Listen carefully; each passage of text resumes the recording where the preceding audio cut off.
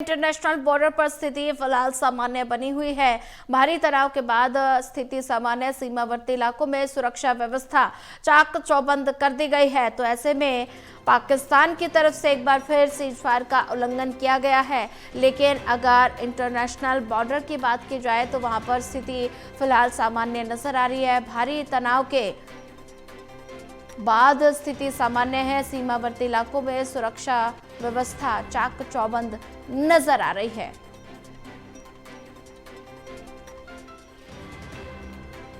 भारत पाकिस्तान के बीच हुए युद्ध विराम के उल्लंघन को लेकर विदेश सचिव विक्रम मिस्री ने देर रात कहा कि सेना को सख्त कदम उठाने के आदेश दिए गए हैं और भारत और पाकिस्तान के बीच जो कार्रवाई रोकने को लेकर समझौते पर पाकिस्तान ने कुछ ही घंटों में उसका घोर उल्लंघन कर दिया। और ज्यादा जानकारी साझा करने के लिए हमारे साथ एसोसिएट एडिटर देवेंद्र कथुरिया जुड़ चुके हैं। देवेंद्र, पाकिस्तान पर कुछ लाइनें बिल्कुल सटीक बैठती हैं। द्वंद्व कहां तक पाला जाए, युद्ध कहां तक टाला जाए, तू भी राणा का वंशज, फेक जहां तक उभाला जाए और इस बिगड़ैल पड़ोसी को तो फिर शीशे में ढाला जाए। तो पाकिस्तान पर ये लाइनें बिल्कुल सटीक, क्योंकि सीजफायर की सहमति के बाद पाकिस्तान एक बार फिर एक्सपोज हो गया।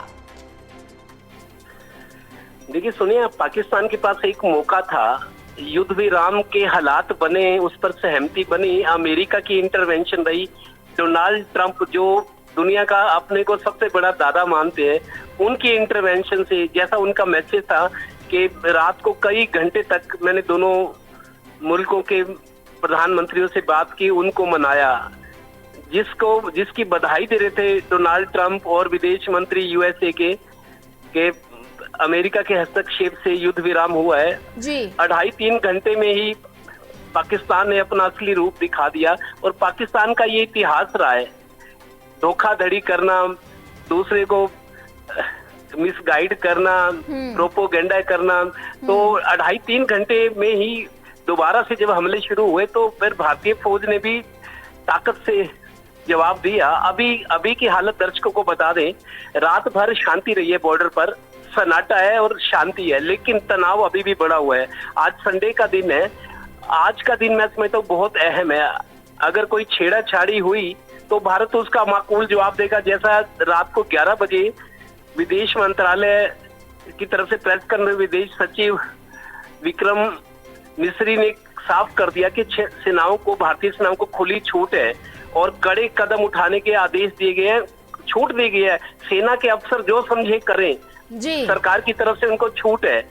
लेकिन अब मेरे को लगता है अगर पाकिस्तान शरारत करते हैं तो भारत का बस अब सब्र जवाब देगा। आप ये समझिए, लोग तो यहाँ तक बात करने लगे हैं कि ऐसा बढ़िया दबाव बना था, पाकिस्तान मुंह की खा रहा था, चाहते तो पीओके वाला काम जो राजनाथ सिंह कहते हैं कि हम वापस लेकर रहेंगे, बार बार दोहराते हैं, एक बढ़िया मौका था पाकिस्तान को सबक सिखाने का। लेकिन युद्ध विराम की वजह से चूंकि सहमति बनी है तो शांति रखनी जरूरी थी।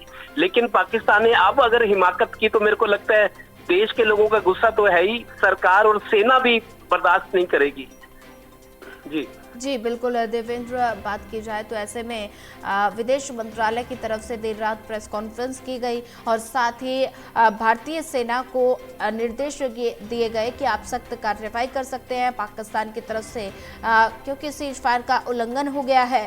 तो ऐसे में विदेश मंत्रालय की देर रात प्रेस कॉन्फ्रेंस करना क्या संदेश देता है?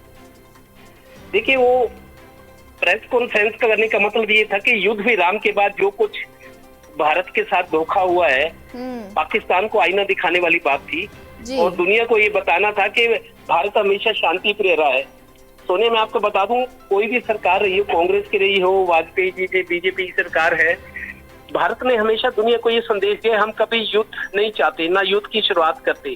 अगर हम पर युद्ध थोपा जाता है तो फिर हम बर्दाश्त नहीं करते, एक्शन लेते हैं, और वो एक्शन भारतीय सेना ने दिखाया है। मतलब भारत को एक तरह से मीठे अंदाज में ठगा गया है।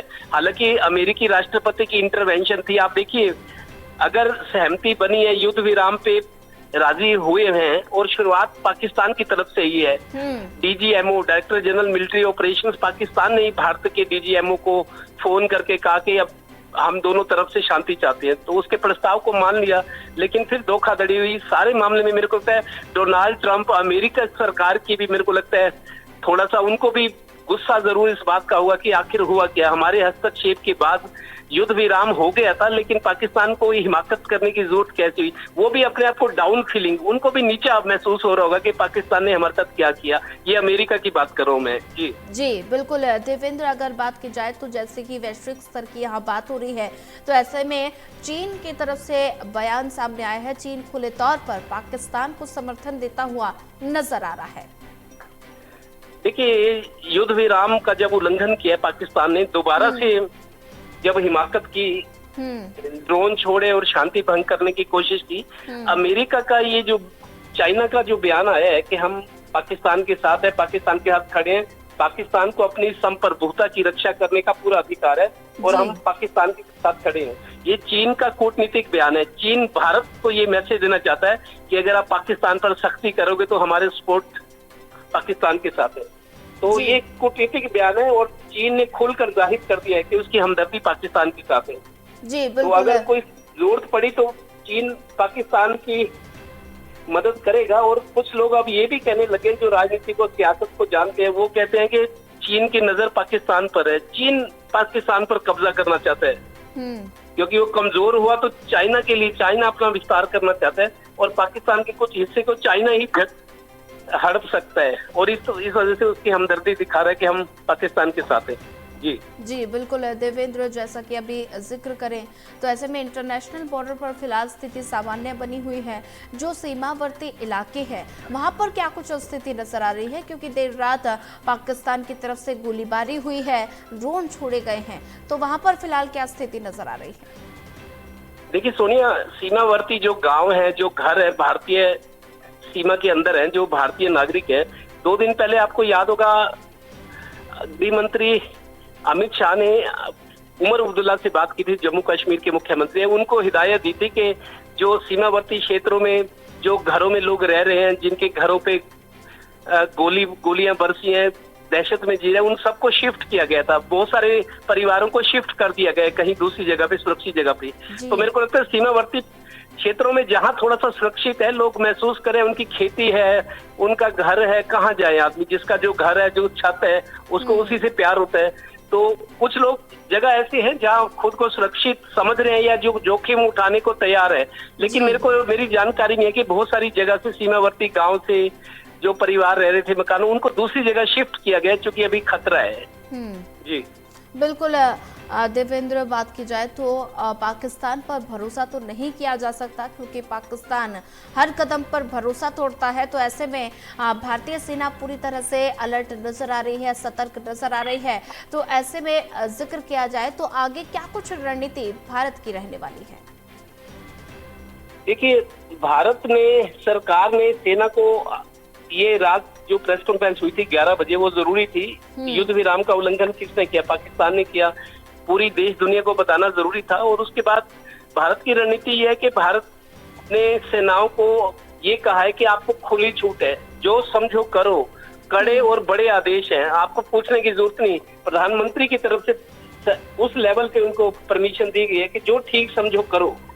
लेकिन फौजी अफसर हैं, कम से कम उनके डिपार्टमेंट के मंत्री हैं, रक्षा मंत्री राजनाथ सिंह या उनके जो डीजी हैं, जो बड़े अधिकारी हैं, जो सेना को डायरेक्शन देते हैं, तो उनको तो कन्विंस करवाना ही पड़ता है। लेकिन सेना को अब ज्यादा परमिशन की ताकने की जरूरत नहीं है कि परमिशन होगी तो एक्शन लेंगे।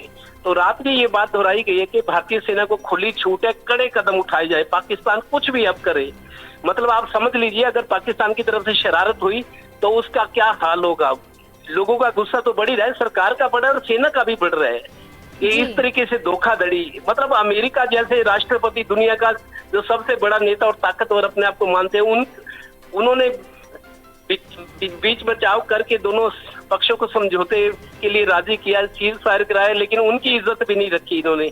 तो उनको भी डाउन फीलिंग, नीचा महसूस हो रहा होगा कि ये पाकिस्तान किस तरह का देश है। जी बिल्कुल देवेंद्र, अगर जिक्र किया जाए तो पाकिस्तान की स्थिति बिल्कुल ही खराब नजर आ रही है, आर्थिक स्थिति बिल्कुल ठीक नहीं है, और बात की जाए तो पाकिस्तान में खाने पीने के लाले पड़े हुए हैं। तो इस बीच पाकिस्तान की तरफ से भारत के खिलाफ साजिश रचना, ये पाकिस्तान की मूर्खता दर्शाता है।